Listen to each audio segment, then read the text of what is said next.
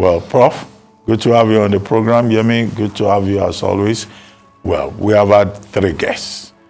And the issues, as you have seen, the economy, otherwise now labeled Tinubunomics, and the father Business Day, publisher of Business Day, Frank Igbogun, was on the program, discuss efforts, by his newspaper to organize a CEO forum, as that newspaper has done for the past more than 10 years, to address major issues, the place of leadership in growth and development of businesses, which, is a subject that is directly linked with the projections, aspirations of the Tinubu administration. We talked about Sierra Leone with Mohamed Rahman Swari, the Minister of Information and Communication of Sierra Leone, the Sierra Leone recent elections on June 24th and the aftermath. And then we also took a look at the proposed ultimatum, additional 2 weeks, by the National Association of Resident Doctors of Nigeria, NARD. And we had the privilege of having on the program the first Vice President of the NARD, Dr. Nnamdi Ndezuman, who says, well, if government doesn't give them what they're asking for, they'll go on strike. Let me start with you, Yemi Adamalekun, on these 3 broad subjects. Thank you.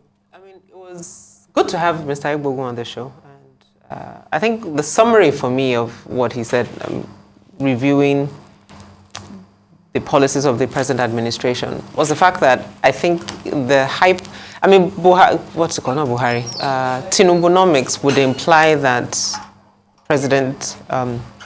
that Tinubu is doing something different, something novel. And I think what he said at the end is that we've gone back to structured orthodoxy or economic orthodoxy. Yeah. So basically saying that, it's basic economic theory. So there's nothing, in my opinion, that's special. I think we've been deprived of anybody using any orthodox economic theory to run the government, so that when someone is actually now doing it, it seems very novel in and of itself, whereas it's just pretty basic economic theory. I think the second point that I think it's important also for us, it provides a moment of reflection. When he was talking, he said we've gone from a centrist government to one that's supposedly a bit on the left, I guess I would say. But I think what's important is that they're both the same party.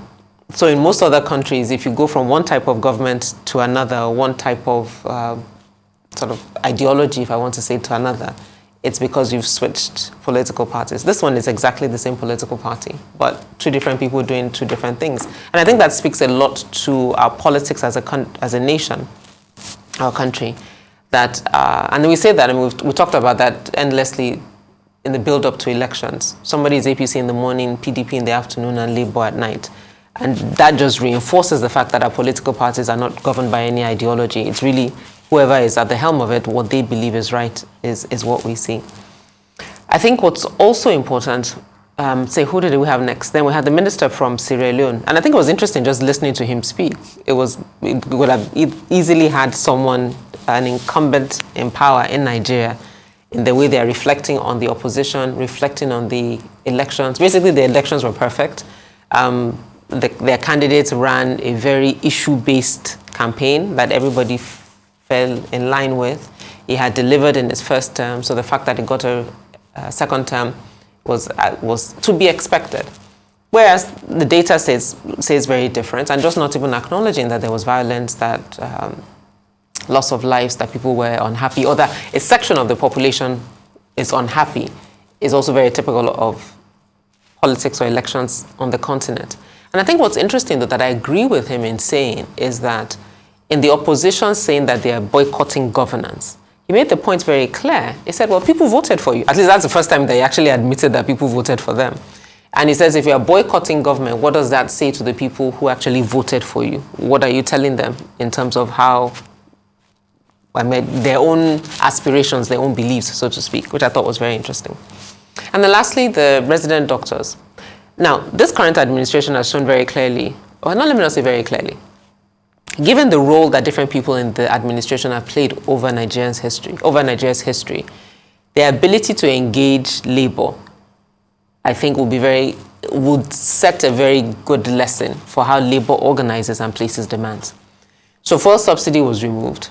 Labor was already making noise. They called them into a room. They said, we'll come back on June 19 and review. Till today, there's been no discussion, no palliatives, no agreements, zero. And labor is quiet. So resident doctors who are given an ultimatum expired, silence. You now extend it for another 2 weeks. I would advise that you start thinking very quickly of what will happen at the end of the 2 weeks when there's still silence. Okay, thank you, Yemi Adamolekun. Professor Awurawo, your take? Yeah, I will go the same direction that Yemi has gone, beginning with Tinubunomics, as we now call it. Why are we calling it that? Well, just like you said, that though it's the same party, there is some energy, some leaves of life that's been injected into, at least something is happening. Unlike the other one that was almost entirely in somnolence. The difference between Baba go slow and Baba go fast. Don't be so. But like you said, I mean, orthodoxy. If you break down everything, two words will suffice to describe what they now refer to as Tinubunomics. Washington consensus. Market fundamentalism. Yeah. Neoliberalism. That is just the core. That's just it. And then the second is trickle-down economics, where you give tax cut and all that in the hope that... Keynesianism. Yes, in the hope that, it would stimulate the economy. Yeah. And just like Dr. Abati said, asking him that in Nigeria, when things go up, when prices go up, they hardly come down. So the expectation that we give some tax cut here and there to MTN, Airtel and the rest, the tariff will come down. It's maybe expecting the unexpected, and which may never really happen. But the other side to it is that it has the capacity to stimulate the economy, expand it, encourage investment, which will create jobs and all that. So even if it does not lead to lowering the prices, it has a way of stimulating the economy to some extent. What I want to add, because discussions like this, you help us to present, share ideas, our thoughts, so that government will also know what to add to what they are doing and where to adjust. The Washington Consensus has been put into practice since the 1980s. The strengths have been identified, which is that tax reforms, fiscal discipline and all that has a way of making the economy to expand. It has also, the flaws have also been identified. And one of them is maldistribution. The market forces, so-called, are not perfect. And so it has a way of making a few people very rich and leaving the rest of the population behind, which was why we had post-Washington Consensus, which adds something to Washington Consensus. And what it adds is that it adds how to address poverty. It adds government intervention to ensure social justice, equity. That is what we expect President Tinubu to do moving forward. So it shouldn't end at the model of Washington Consensus. It should go further to adopt post-Washington Consensus. And that is in line with the Tinubu we have known over the years. Tinubu we have known over the years is Awoist, neo-welfarist. And so it shouldn't be, straight capitalism to the extent that the majority is left behind. There has to be government intervention to ensure that the gap between the rich and the poor is bridged. Those leaders who are remembered all over the world, who have made a mark, they are those who have done that. They are those who have ensured that they create wealth, and after creating wealth, they ensure that nobody is left behind. Lula da Silva in Brazil is one of them. They will remember him, even if you say he was corrupt, till tomorrow, because his policies reduced poverty and brought people up. That is what is left we are expecting. Like Yemi said, the palliatives we are still expecting, let us see what the government does to ensure that the poor are not left behind in this economic model that is being adopted. And let me just add one more thing. Over the years, Madam of Tinubu, 3 things I've identified with him. One is political realism that even borders on Machiavellianism. He has benefited from it. We can see the political, how the whole thing has unfolded. The second is liberalism, neoliberalism, if you may call it. He's also putting that in place now. The third is neo-welfarism, which reflects awoism. It is that thought that we have not seen, and I'm eagerly expecting it.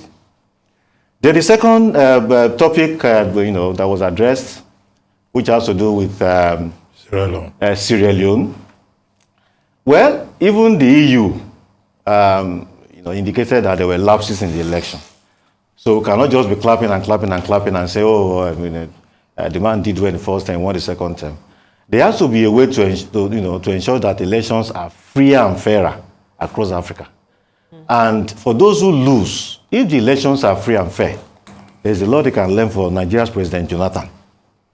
When you lose, and you lose freely and fairly, accept the results, and just take it like that. Like my good friend Tuoge, when he came here, when he spoke the other day, he said there was nothing he could have done. There was movement towards Labour Party. It was PDP. That is the former, the House of Reps member in the Parliament representing Amuwadofin, and that he accepted the result with philosophical calmness, and he will not challenge it. So both on two sides. One side, elections will be free and fair, such that when people lose, they can accept the results. And then two, those who lose, if they assess that, yes, the elections were at least largely free and fair, and they have lost, squarely, they should accept the results so that they don't create unnecessary instability in the polity. But for President Bill, he has his work cut out for him, just like he pointed out. Sierra Leone is still very poor. Sierra Leone has a whole lot of areas to cover. The president has to do everything he can to ensure that things improve, tremendously in the country. For resident doctors, maybe I should have started from there, because there is a parallel between resident doctors and ASU. Yes. The issues the young man raised are very clear. When the Revenue Mobilization Allocation Fiscal Commission recommended a 114% increase in the salaries of public office holders the other time, although the president has not signed it, so it's not effective yet. There was something they said, that they have calculated that since 2018 now, inflation has risen 371%. 371% since 2008. And that was what informed the benchmark they set. The same thing applies to everybody. In fact, even more so for other workers. So when they are saying 200%, you can understand the point you are making. And you also recall, when ASU went on strike in 2022, the committee recommended about 200% increase in salary. Nothing, in fact, when I will return, my salary was reduced from 416 to 414. Yeah, last year we were discussing about how Nigerian universities are now ranking higher. It's like almost miraculous, because a professor in Nigeria earns less than $600. That is bizarre. That is unheard of, because the average globally is about $4,000, $5,000. $600, calculate it, 414,000 Naira, calculate it in dollars. So the fact that, academics are still able to do as much as to enable their universities to rise up to the level they have is almost miraculous. And one other thing to add to that is that those assessments were done on the basis of research, which is carried out during strike. When they said no work, no pay, it does not even apply to academics. So for the resident doctors, well, we hope that the government has done well so far, invited them, discussed with them. Nobody went on strike, but they kicked the can down the road because they made promises. The promises must now be fulfilled to avoid labor crisis.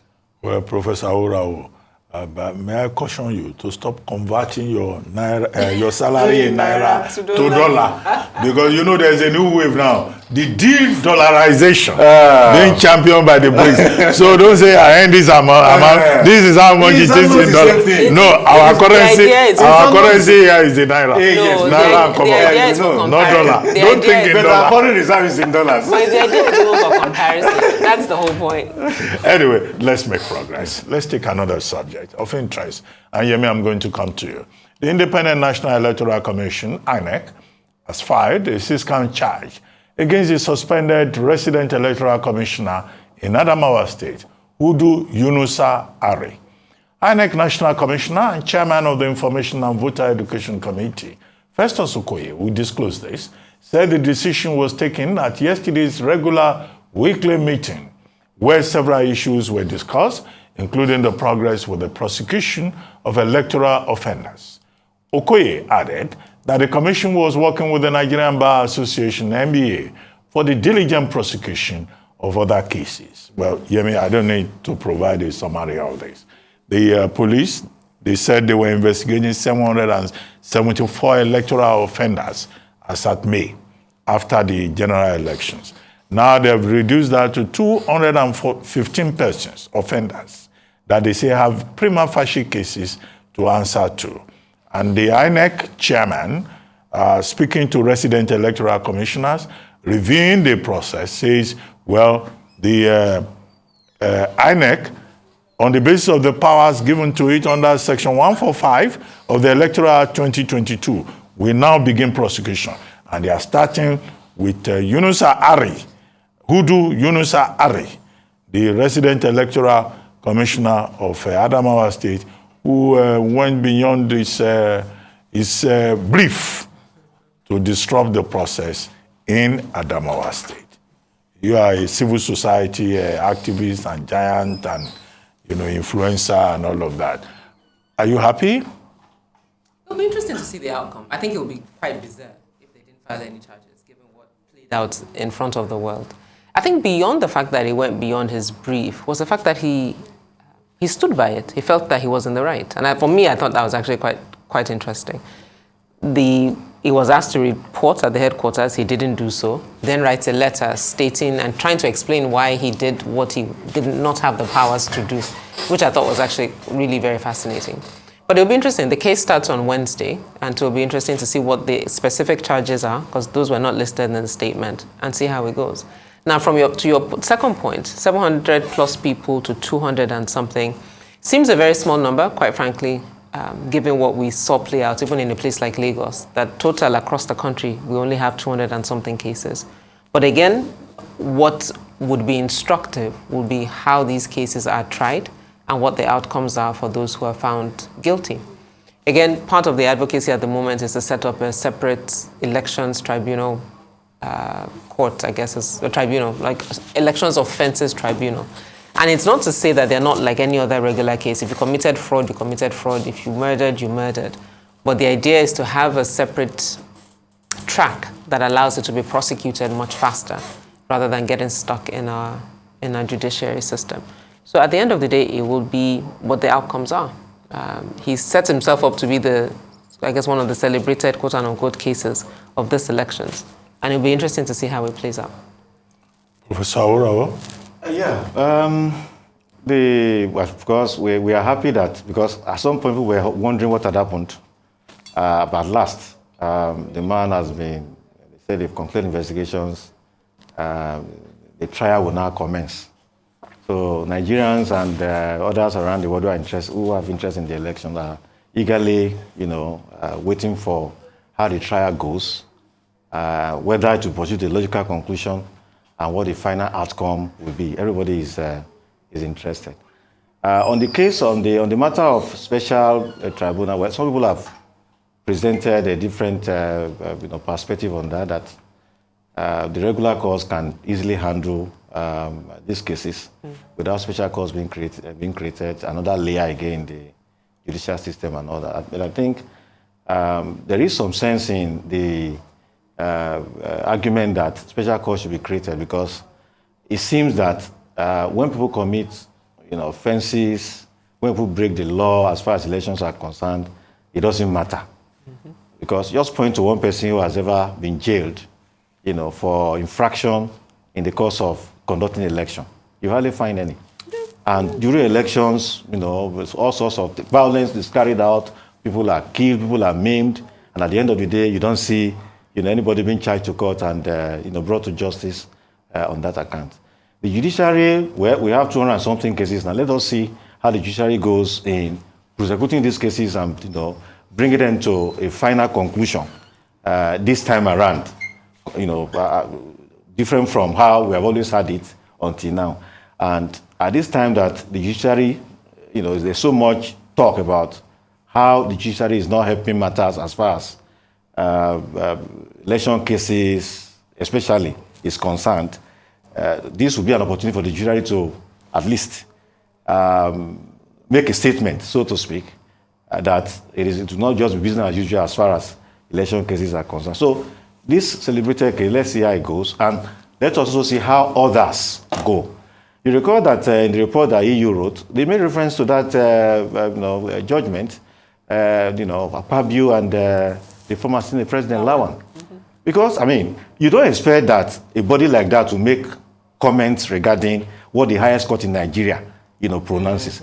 But this one is so inexplicable that even people who normally will have restraint in what they say and how they write, they are compelled to make statements. Because you can't make sense of why and how an individual didn't contest election suddenly becomes a candidate. And recall also that, just as the report says, that lower courts had ruled that they were not candidates, they shouldn't be listed to contest the main election. From nowhere, the Supreme Court just came and said, these were the authentic candidates, and citing some, that you can't even rationalize. So the judiciary has a whole lot to do to prove itself as far as these 200-something cases that have been established is concerned. Well, I mean, the big point made by the chairman of INEC is that there's still room for reform. We have to keep addressing the challenges that our electoral process continues to throw up. But the question is, did we even learn any lessons from the same review process that followed the 2019 election? Yep. Now we're going to do the 2023 process again. Yep. Are we going to learn when we get to 2027? Even before then, we have by-elections in between. Yeah, there are by-elections in between. So we seem to have, the challenge of being able to learn the appropriate lessons. A country without memory will continue to face the same challenges again and again. We'll take a short break now here on the Zelaude Sunday Talk Show. When we return, the program will continue. Stay with us. We'll be right back.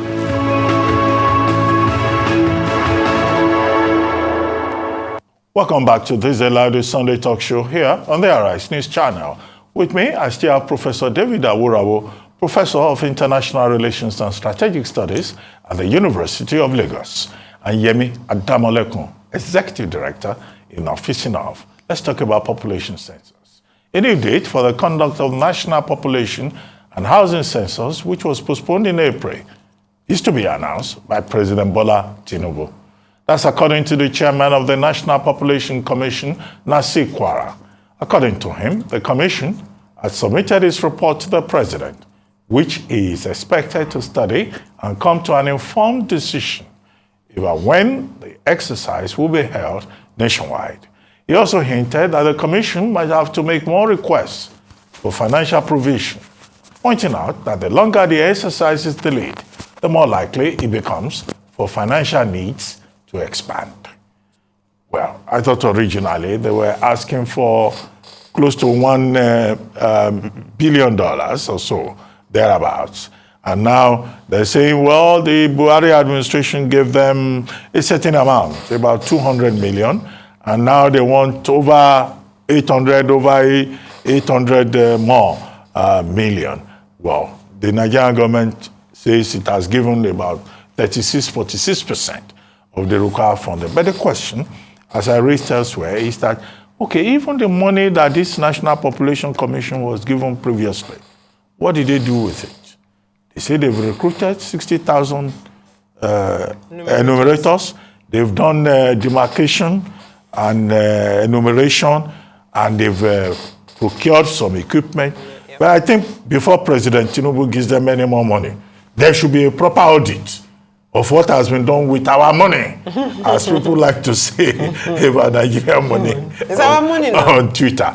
But the principle of population census, President Tinubu agreed with the chairman of MPC and says, yes, we need data for planning. Professor Awurawo, what are your suggestions before President Tinubu comes forward to say, okay, census will be this way, so that we don't put the cart before the horse? Yeah.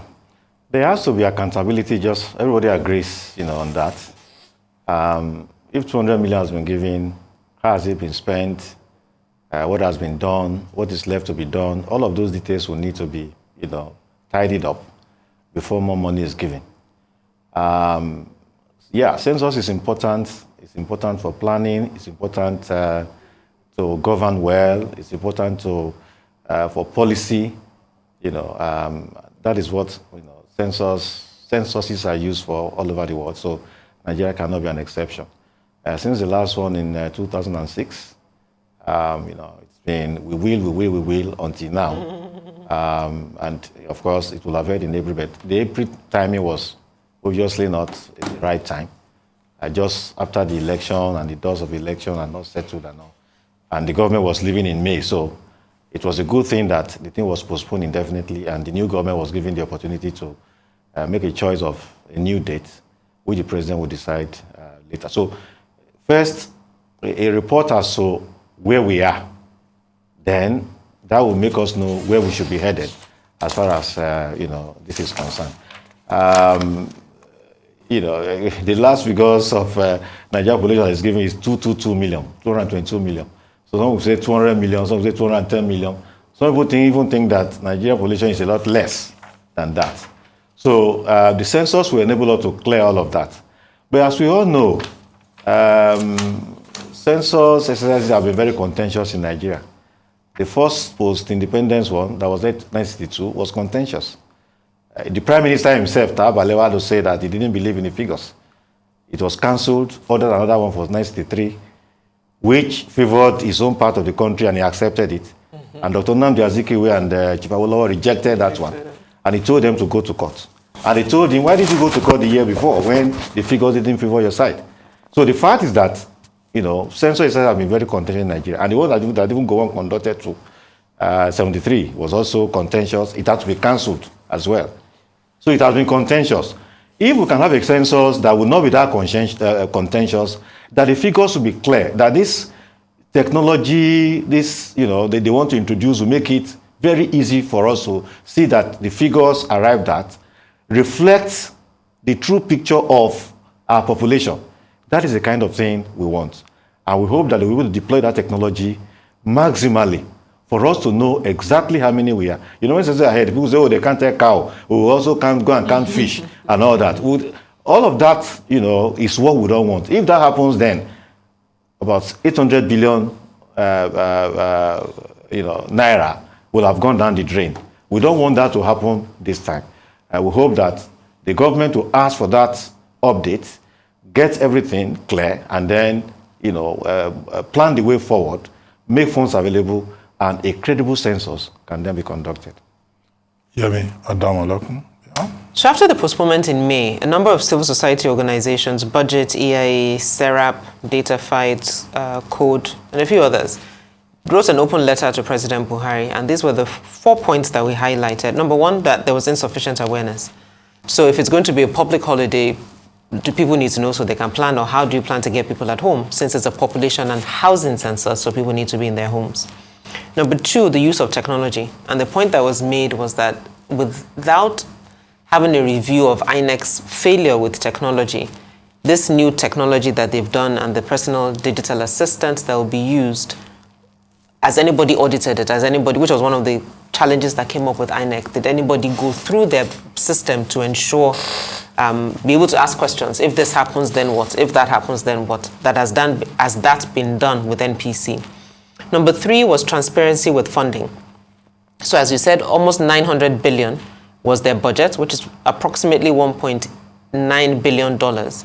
But India, and that's, as you said, we're about 200 and what million people? 222 million, approximately. Estimate, yeah. Approximately 220 people, for sake of argument. But India, with a population of 1.3 billion, spent $470 million on their census. So the question was, what are you using money for, more or less? And now, especially, that they're asking for more money again. No, the chairman of the Nigerian Population Commission says this is digital census. It should make it different from what was paper. But I think India's one was also digital, to be fair. India is certainly more advanced. No, in addition, he says it's also green census. Climate change compliance. Yeah, so paperless. It's okay, it's all the same. It's green because it's paperless. It's the same machine we're using.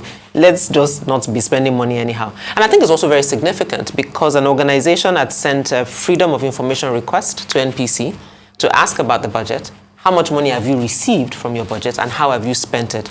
And they did not respond. Again, for transparency, I don't see why that should be a problem, especially now, again, that we're asking for more money. And then lastly, there was some conversation around the government is giving some money, the United Nations agencies giving money, development partners giving money. who is giving what and how much. So again, transparency in the process. But to your point, Professor Awurao, I think unfortunately we live in such a low trust environment, and because our numbers are tied to allocation of resources, there's always a sense of the numbers being inflated because of the fact that it influences how much you get from the national cake. But to your point, as we say with elections as well, if the process is transparent and the findings are transparent, then it makes it easier for people to believe if we are truly counting for planning, not counting for political reasons. In fact, both of you cannot be more correct. To quote Professor Akiterwa, who I'm sure is watching us all the way from Owo. You know, but he will be back. He will be back. No problem. Captain of the Super Falcons of Nigeria, Onome Ebi, has said the team will not boycott the country's opening game at the FIFA Women's World Cup against Canada. There have been reports of the team planning to boycott its opening game as a protest over allowances and bonuses. But that has now been put to rest with the team's clarification. In a video shared on the Twitter page of the senior female national team, she dispelled the report, saying, and I quote, "Honestly, I have no idea where that came from. We have not had such conversation among ourselves, so I don't know where that came from." End of quote. Ebi said the team is in high spirits and ready for the World Cup. Nigeria is in Group A, alongside co-hosts Australia, Canada, and debutants Republic of Ireland. The World Cup begins on July 20. And the World Room side will begin their campaign on July 21st against Canada. Well, okay, I don't know whether you play female football, but... I play lawn tennis. Oh, it's lawn tennis, okay. But this has been on the table with the Falcons protesting that their share of the money that is supposed to come from FIFA, that nobody is saying, you know, they will get the money, and, you know, some officials... What is new? Some officials are saying, oh, you will get the money, but you will not get extra match bonus from the Nigerian government because you are already collecting something from FIFA. We've seen this with WAFCON. We saw this with the last, Female World Cup. Why are we like this in Nigeria? Officials, if they are not fighting athletes or footballers over kits, they are fighting over allowances, and we go to these international tournaments completely disoriented. Well, Yemi says she prefers lawn tennis, but Professor Awurao, I know you follow football. What do you recommend? I recommend that the NFF officials... I'll send to jail. Yes. No. Well, one is really tired of just talking. Yes. When will someone learn? Because there are no consequences, Professor Awurao. They do all these things. We talk and we analyze. But does anybody get penalized? We don't then urge the government to with the big stick. Hey. We've gone through, look, for this way, Super Falcons, you recall that when they won the Cup, I think 2004 in South Africa, they refused to come home because their bonuses were not paid. Yeah. When they won in 2016 in Cameroon, they defeated Cameroon on their own home soil. When they came back home, their bonuses were not paid. They protested in Abuja. The last one that held in Morocco, in the match against Morocco, Alimatu Ayinde and Rashidat were given red cards in the semi-final, and they didn't win the match eventually, but they were able to hold on with 9-11. That match was actually lost because of referee's poor decision. He gave 2 red cards, and when the Moroccan did the same thing, he didn't give any. That the NFF was angry with them, and that translated to not paying them money. In the third place match, of course, there was no training. They just came to play like that. What Onome has said, he's just being diplomatic. There is some tension with the team, and we hope that there will be decisive intervention to ensure that the team is encouraged for them to be able to play. Actually, the contention is that they say they won't pay their match bonus because people have already made money available. But what everybody does over the world is that people are paid bonuses. The FIFA money is in addition to bonuses. It doesn't come as a replacement for the bonus that is paid. And this money is not a lot of money. It's not a lot of money. So what I recommend is that government should not go to sleep. The First Lady met with them and said they should bring back the cup. They won't bring back the cup by just wishful thinking. They bring back the cup when the spirit is high, when there is commitment, when there is encouragement. Yeah. That encouragement needs to take place between now and the 20th. No, boycotting the opening match is not even the issue. Or opening ceremony is not the issue. How well will they perform? For them to perform well, their needs will need to be taken care of. And it is not a lot of money. So we expect government not to go to sleep. The NFL people have done their own. Let government call them to order. Let them, like Yemi said, let there be consequences so that the team can do well in the World Cup. Yemi, well, when the ladies first protested, one of them asked the question, is it because we are women? Why do they always do this to us? Do you think this is about gender discrimination or the failure of a Nigerian system? I think it's a failure because the men also have same challenges. Maybe theirs might not be as obvious because also corporates tend to come quickly to support the men. So I think Glo, for example, I was talking about Glo earlier. I think Glo would say they would donate or they will support them and da. So they might get more support from private players. But generally, it's a failure of our structure and our system. And I think ultimately because there are no consequences. If people are penalized or sent to have consequences for, in a sense, stealing money that's not theirs. FIFA money is for the players. So if you take money that's meant for the players and don't give it to them, you've stolen it. And if there are no consequences for that, why should the behavior change? Thank you very much, Yemi Adamoleko, and thank you, Professor David Awurawo. You've been watching This Is Live, the Sunday talk show here on Arise News. I'm Ruben Abati. From our entire team here in Lagos, it's bye for now, and thank you very much for watching.